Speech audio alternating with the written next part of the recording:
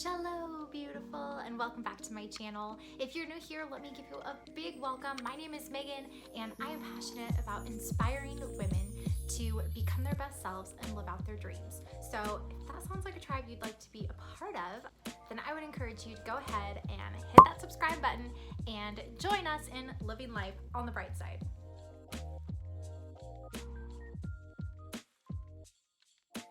Moving from the West Coast to the East Coast, we knew there were a lot of changes that we were gonna have to get used to. From the weather, to the culture, to the food, Florida is definitely an entirely different world.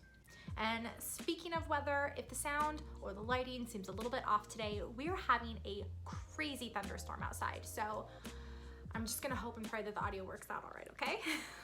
While we expected to be the only ones not speaking Spanish, yes, I know we still need to work on that one.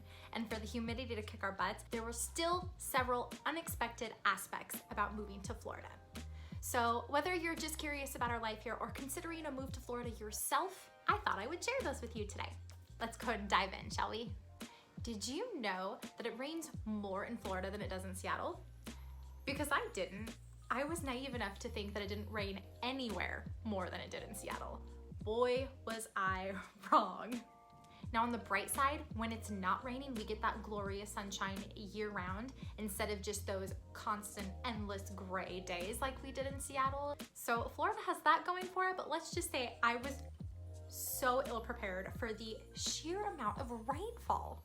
If you follow me on Instagram, you probably noticed like last summer when we moved here, I was constantly posting in my Insta stories on those rainy days where we would have like sheets of rain coming down our sliding glass doors on our patio.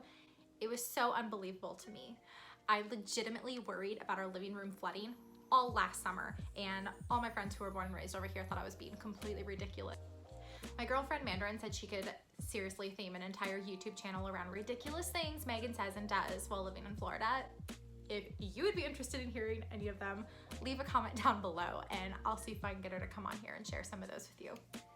On the same page as the weather, the other thing we did not expect about Florida was the finicky weather. Now, we will be out in the morning, like by the pool in scorching heat and humidity.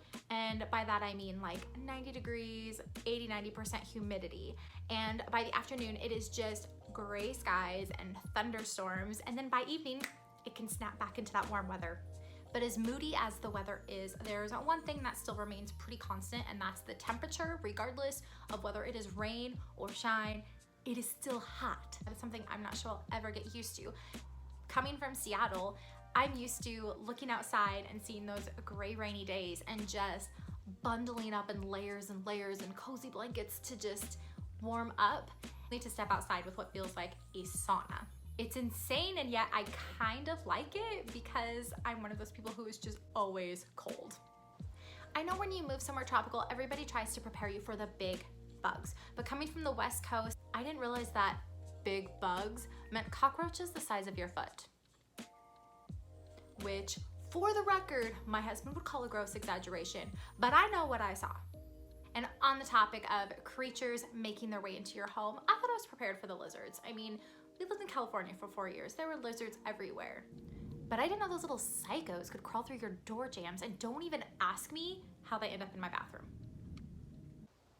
Okay, so one of the big things we talk about every single time we have the discussion of moving is the cost of living in a particular area.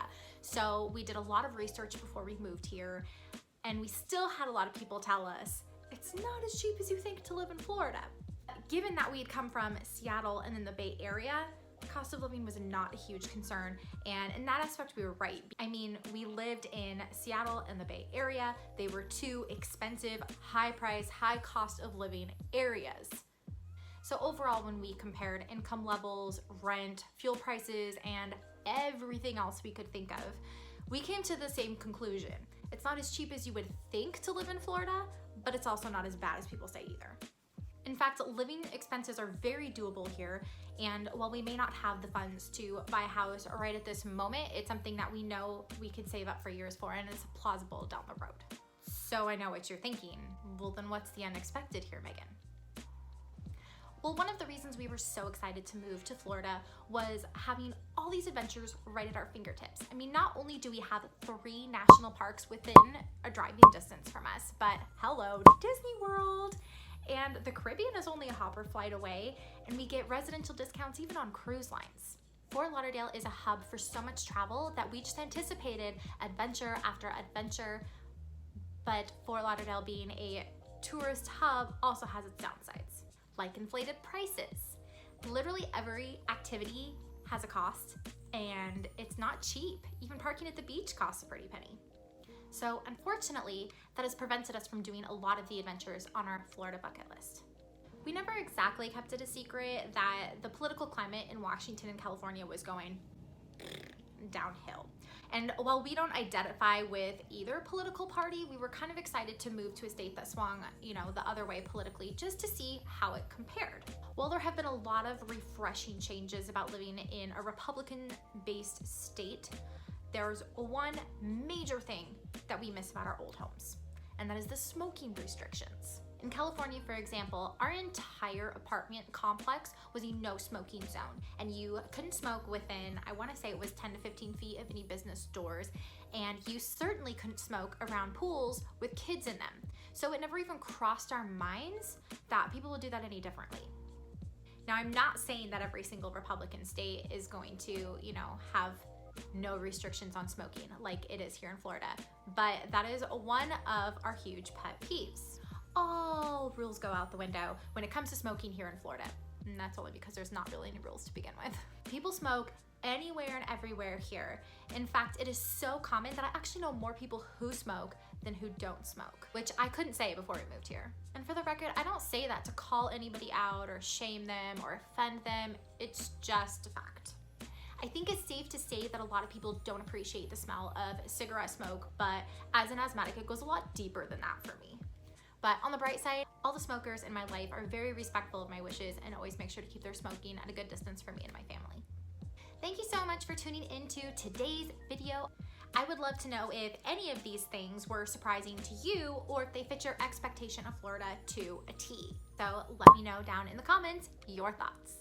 If you enjoyed today's video, I would really appreciate if you give it a thumbs up. That not only tells me that you liked this content, but it also helps me figure out what type of videos to create for you in the future.